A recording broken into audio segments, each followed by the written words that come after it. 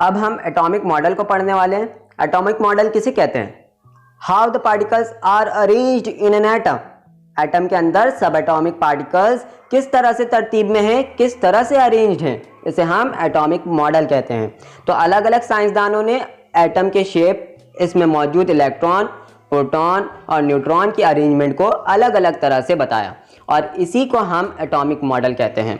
सबसे पहले 1808 में जॉन डाल्टन ने एक एटॉमिक मॉडल को पेश किया था।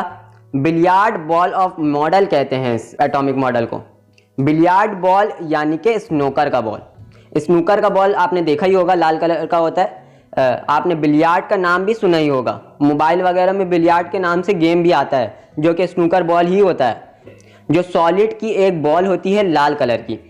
तो जॉन डाल्टन ने भी ऐसा ही एक लॉ पेश किया था। इन्होंने कहा था कि एटम सिर्फ सॉलिड बॉल है, इसके अंदर कुछ भी नहीं है और जो ये एटम है वो इनडिविजिबल है, यानी कि ये और ज़्यादा टूट नहीं सकता, नाकाबिले तकसीम है ये। तो ये बात जॉन डाल्टन ने बताई थी।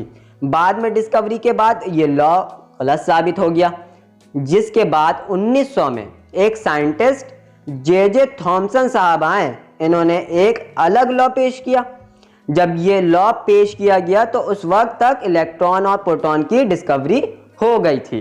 तो इन्होंने ये लॉ पेश किया कि एटम इनडिविजिबल नहीं बल्कि ये डिविजिबल है। इनके अंदर इलेक्ट्रॉन और प्रोटॉन बिखरे हुए हैं। जैसे कि तरबूज के अंदर तरबूज का बीज बिखरा हुआ होता है, वैसे ही एटम के अंदर इलेक्ट्रॉन और प्रोटॉन बिखरे हुए हैं और इसी को plum pudding model of atom कहा गया।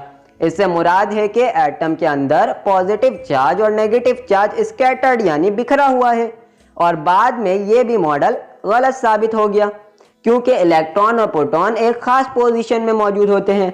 अभी तक तो सिर्फ पॉजिटिव और नेगेटिव चार्जेस की कॉन्सेप्ट बताई गई थी। प्रोटॉन और इलेक्ट्रॉन तो डिस्कवर ही नहीं हुआ था, सिर्फ पॉजिटिव और नेगेटिव चार्ज ही डिस्कवर हुआ था। अब 11 साल के बाद 1911 में रदरफोर्ड साहब आए।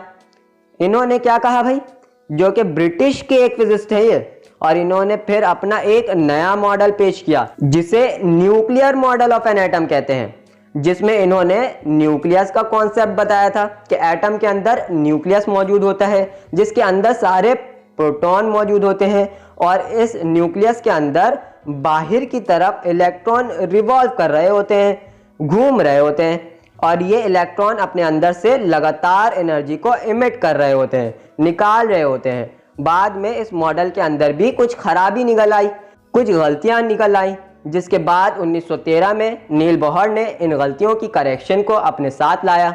ये एक डैनिश फिजिस्ट है। डैनिश का मतलब है वो बंदा डेनमार्क में रहता है। इन्होंने solar system model of an atom को पेश किया था। ये एक एटॉमिक मॉडल था नील बोहर का।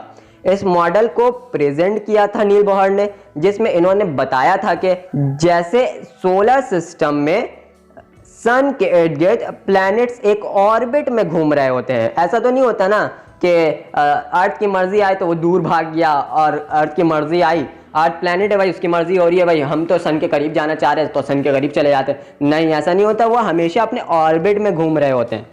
वैसे ही एटम में न्यूक्लियस के इर्द गिर्द इलेक्ट्रॉन रिवॉल्व कर रहे होते हैं। ये भाई नील बोहर साहब ने बताया था। तो ऑर्बिट का कॉन्सेप्ट नील बोहर ने दिया था। फिर इस मॉडल में भी डिफेक्ट आ गए और ये मॉडल भी रिजेक्ट हो गया। इसके बाद एक आखिरी कॉन्सेप्ट आया जिसे एरविन श्रोडिंगर ने प्रेजेंट किया था।